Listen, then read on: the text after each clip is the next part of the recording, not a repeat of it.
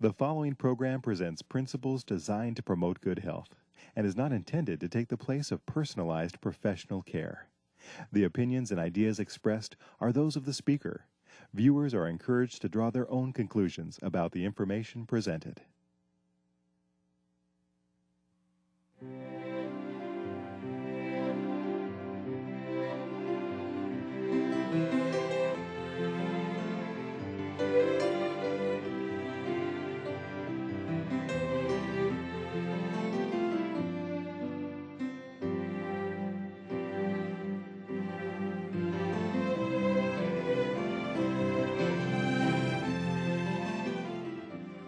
Hello and welcome to Health for a Lifetime. I'm your host, Don McIntosh. We're glad that you've joined us today. Today we're going to be talking with Dr. Tim Arnott. Dr. Arnott is a physician at the Lifestyle Center of America in Oklahoma, and he deals with people that are struggling with the Western diseases, the things that kill people in America, in Europe, actually around the world now, because this whole way of living, this American way, is kind of being transmitted all around the world. And it must be exciting work there. It is exciting work. People are getting better and on less medicine. For example, individuals come in with diabetes type 2 on insulin, and when they leave, they're on less medicine, significant less, maybe half as much.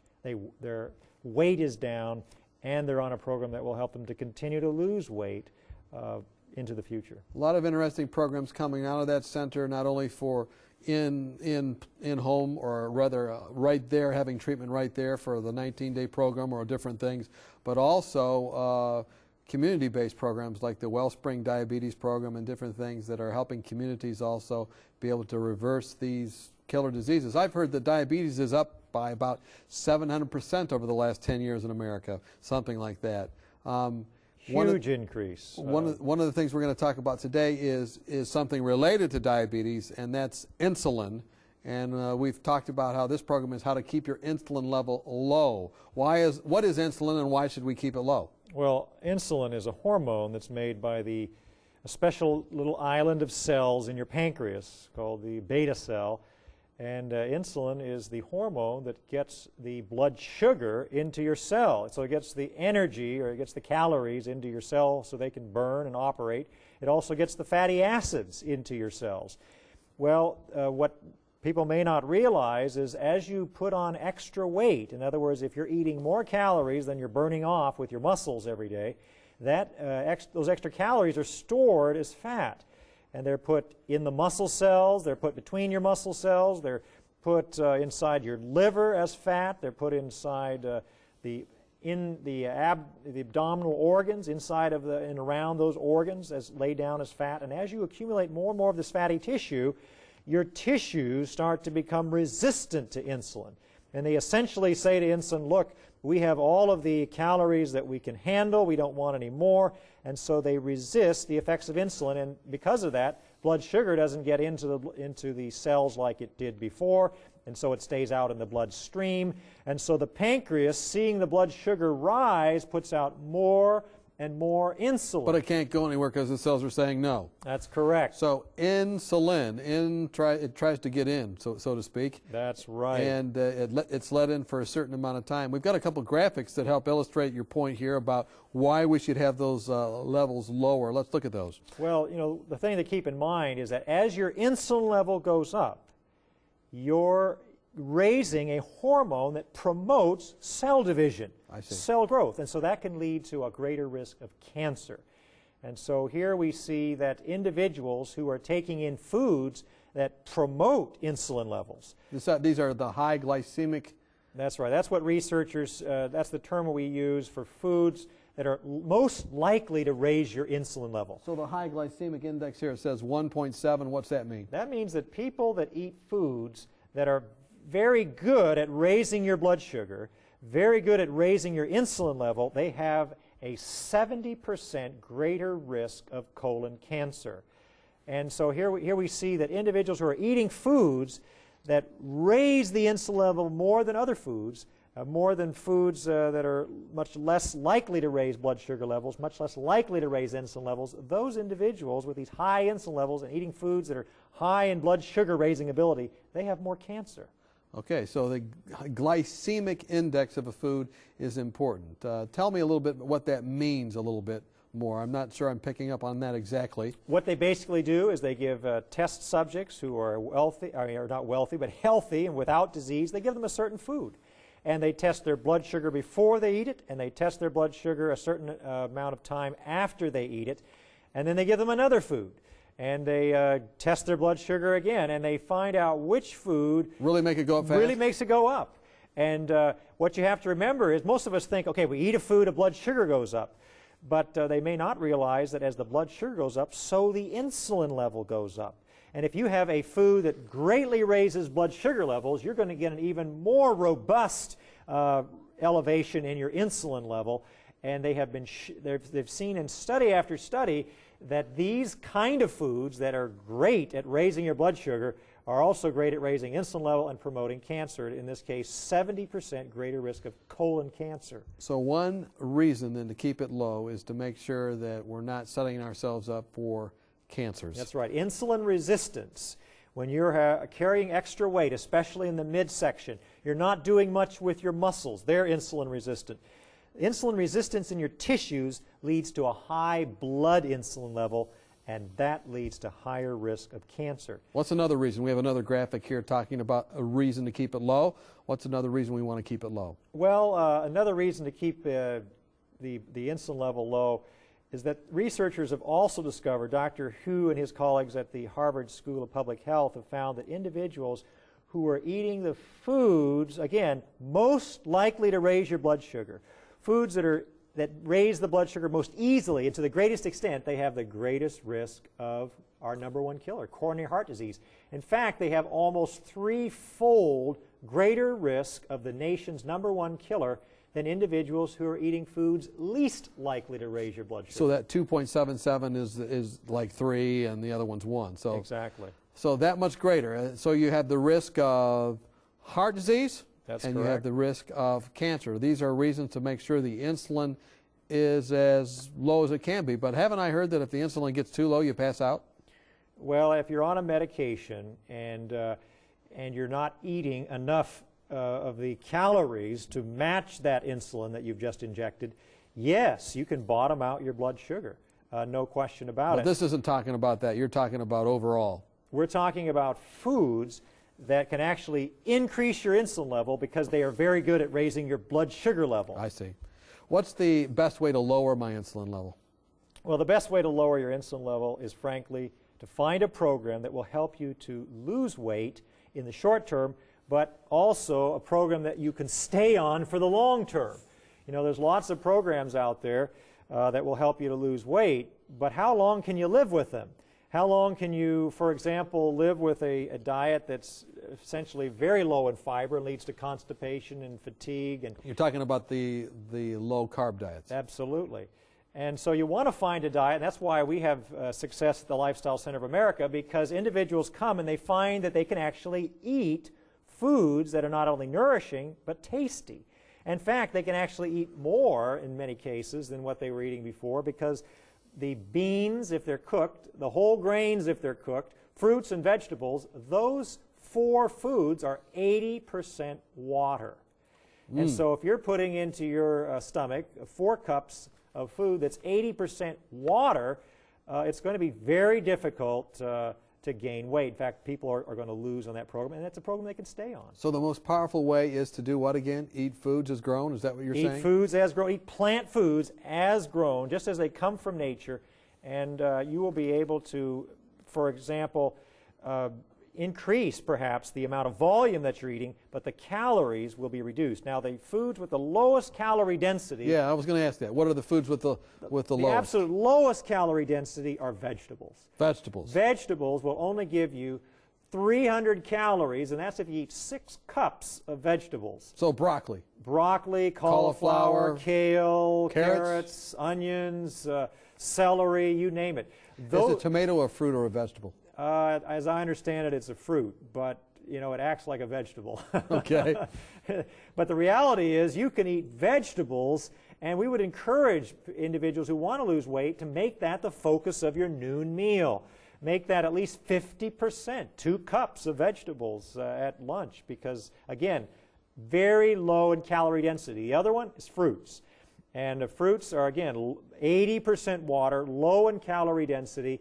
Now, you want to choose the right fruits. Otherwise, fruits can raise your insulin level more than it should. So what are the right kind of fruits? Well, the right kind of fruits are actually what we term at the Lifestyle Center of America northern fruits. Northern fruits. Northern fruits are things that grow primarily in Washington and Michigan. We're talking about peaches, pears, apples. That's correct.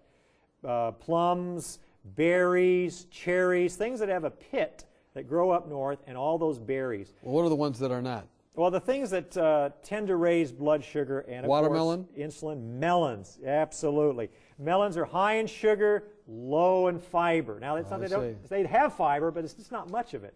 So, that's fine for a Sunday picnic, but if you're carrying extra weight and you're sedentary, or certainly if you have diabetes, melons aren't something you want to be doing a lot of. Get out those delicious McIntosh apples again. That's exactly right. So what are the foods that that we need to avoid? What types of foods raise insulin the most besides melons? You have a graphic on this, I think. Well, foods that raise insulin levels most, Dr. Willett and his colleagues, again, at the Harvard School of Public Health, have actually looked at, thousands of nurses, thousands of health professionals, and found out, which of these are most likely to get diabetes, and what are they eating? White rice? And the foods that are most likely to predict future risk of diabetes are white rice, polished rice, white pasta or refined pasta, white potatoes, we can talk about that a little bit more, sodas, carbonated and uncarbonated beverages, sodas, French fries. Believe it or not, the potato is the most commonly eaten vegetable in this country, and 50% of the potatoes eaten in this country are eaten as French fries and potato chips. French fries are on the list, potato chips, and also white bread and colas. These are foods that many Americans live on, and this list right here is the reason that we have a huge promotion of these high-protein, low-carb diets. We want to have good news about our bad habits, huh?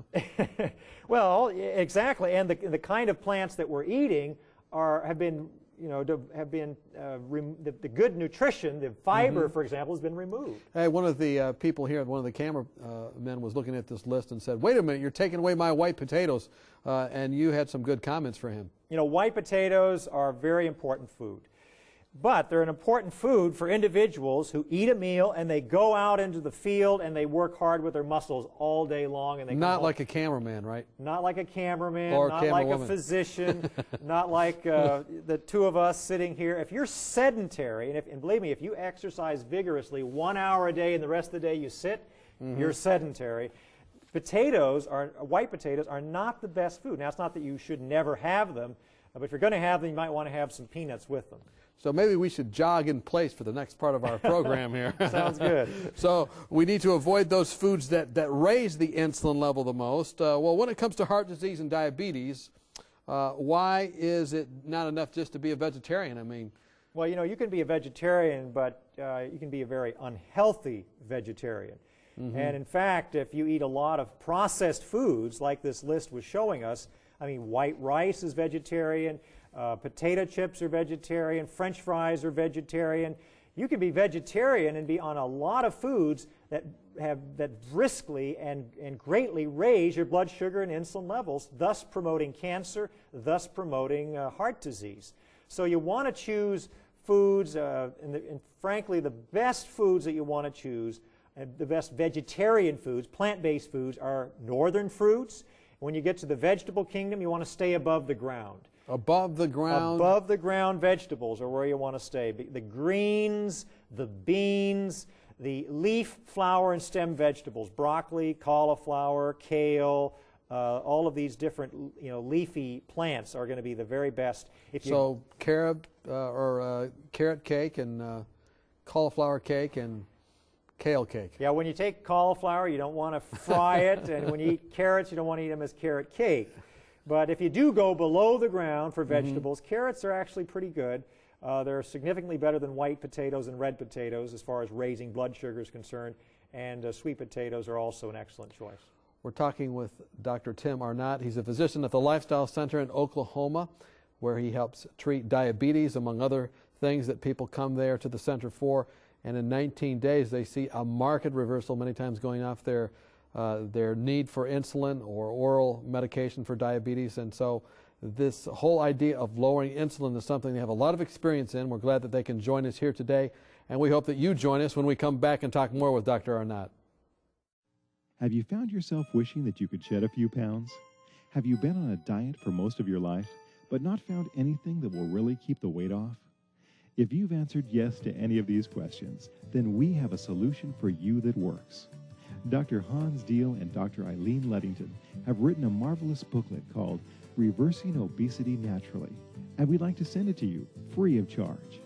Here's a medically sound approach successfully used by thousands who were able to eat more and lose weight permanently without feeling guilty or hungry through lifestyle medicine.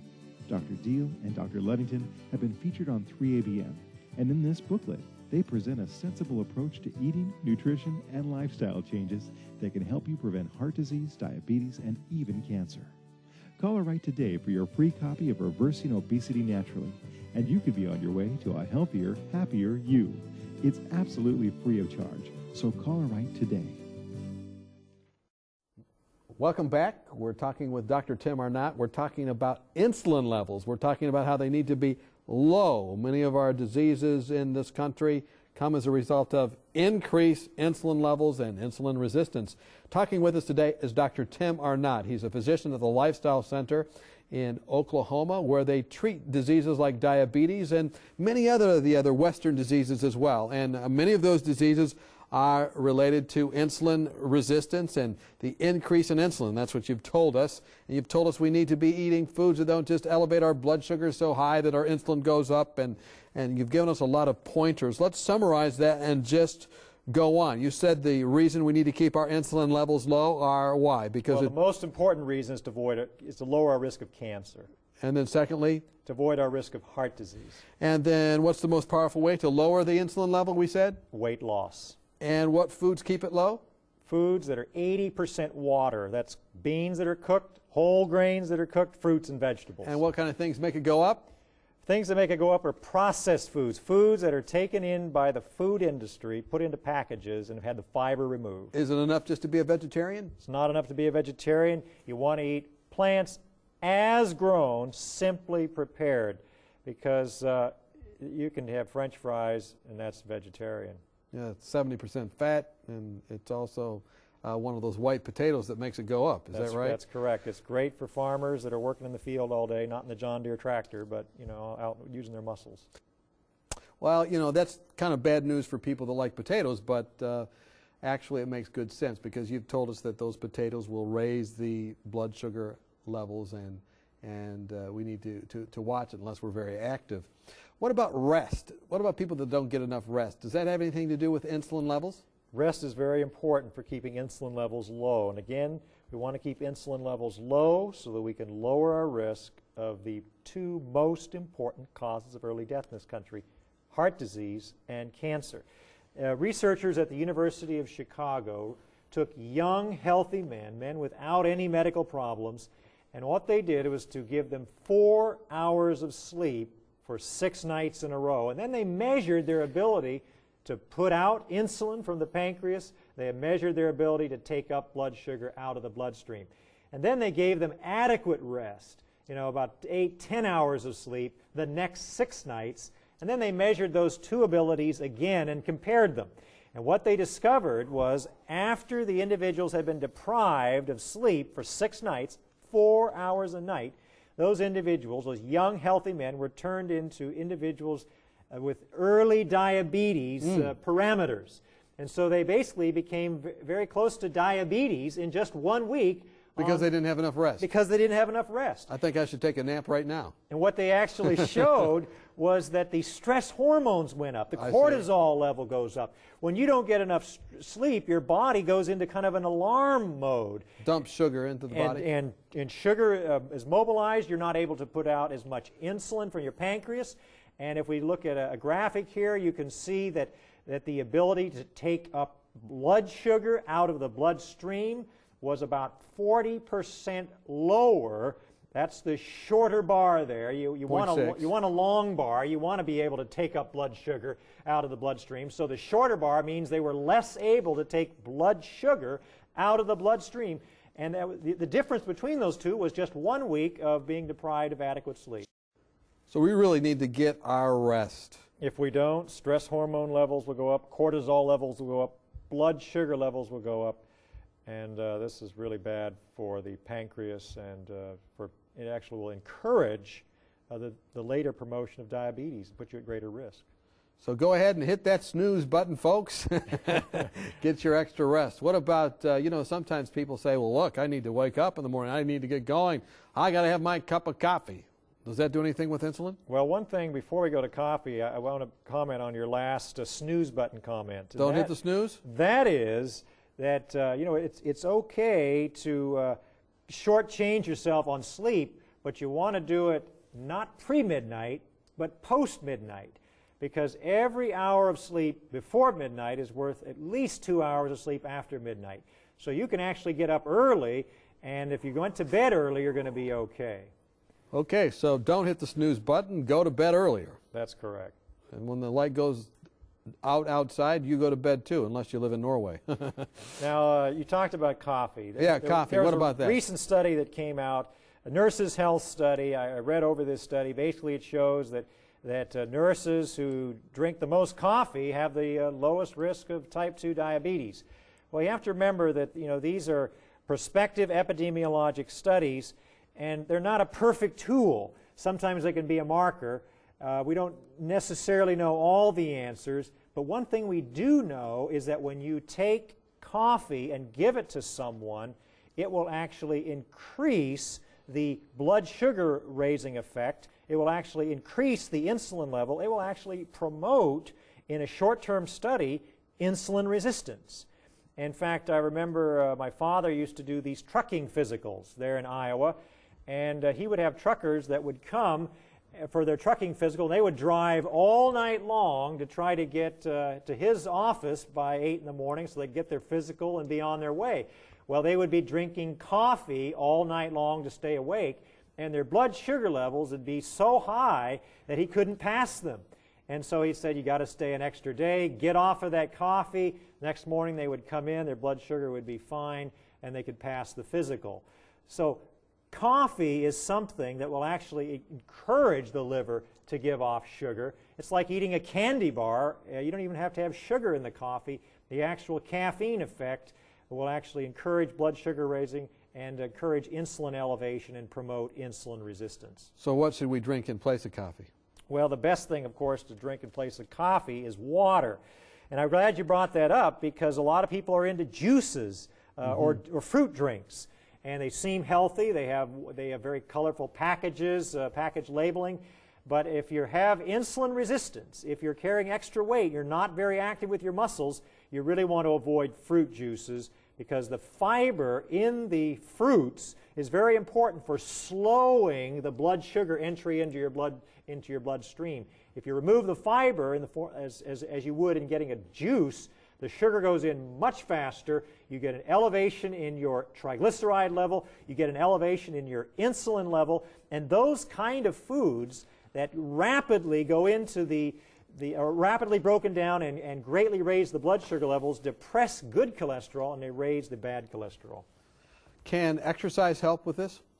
Exercise can certainly help to keep your insulin level low. In fact, one of the tissues that loses its insulin sensitivity almost immediately is the muscle upon use. As soon as you start exercising, insulin sensitivity soars in the muscle, and you can bring in that blood sugar much more quickly. In fact, even if you're on insulin, if you want to get more mileage out of that insulin so you don't have to take as much, exercise after you take the insulin, or an hour or two after. And you will see that insulin supercharged, turbocharged, if you will, at lowering your blood sugar. So that'll help the pancreas too, because if it's taking care of all the sugar, then it's not as hard on the pancreas? Absolutely. In fact, we do a lecture at the Lifestyle Center of America. It's called Preserving Your Pancreas. You know, the pancreas is one of the most tired organs in America because of the extra weight that we're carrying. It creates this insulin resistance in our tissues, forcing the blood sugar to stay out in the bloodstream, forcing the pancreas to be working overtime, trying to make extra insulin to drive that sugar down. So exercise, weight loss are a friend to your pancreas and will help give it rest. You talked a little earlier about cortisol levels and about stress. Would lowering our stress also lower our insulin levels in our blood? Absolutely. You know, we had a patient, I remember, at the Lifestyle Center of America who had a stressful event. They had a fall during their stay, and you know, the floor was kind of wet, and they slipped and fell. And after that, you know, they were running decent blood sugars before that event, and right after that event, their blood sugar went and skyrocketed upward. It wasn't because they had eaten anything. It was because of the stressful event and the cortisol that's released out of the adrenal glands that sit above the kidney, the epinephrine and the norepinephrine that are released. These can raise those blood sugar levels, and that will raise the insulin level and, again, put more stress on the pancreas. So what's the best way to lower our stress? I mean, maybe you've caused stress today by talking about not having potatoes as much, although that made good sense when we listened. Maybe you raised stress by saying avoid the coffee, but that made good sense as well. All these different things did. How can we lower our stress in our last several moments here? Well, I think that one of the important things to do is to get outside and walk briskly, walk in the sunshine. Most people do not realize that sunshine has the same or similar benefits to the body as exercise. Both sunlight and exercise will lower your heart rate, they'll lower your blood pressure, they'll lower your blood sugar, and exercise will help to use up these stress hormones. Now, one of the other things that's important is found in our owner's manual.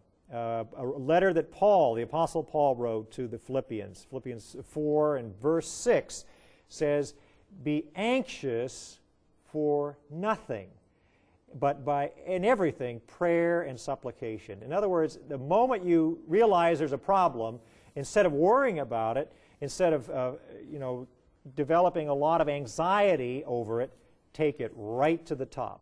Take it right to the top. We've been talking with Dr. Tim Arnott. He's a physician at the Lifestyle Center of America in Oklahoma, and they help treat diseases that relate to insulin being increased in our systems, like diabetes and many other different problems that Americans experience. They've seen good success using these very principles, and Dr. Arnott recently has written a book about these basic principles as well. We hope that today's program has been useful to you, and as a result, you'll keep those insulin levels low, and you'll have health that lasts for a lifetime and hopefully even beyond.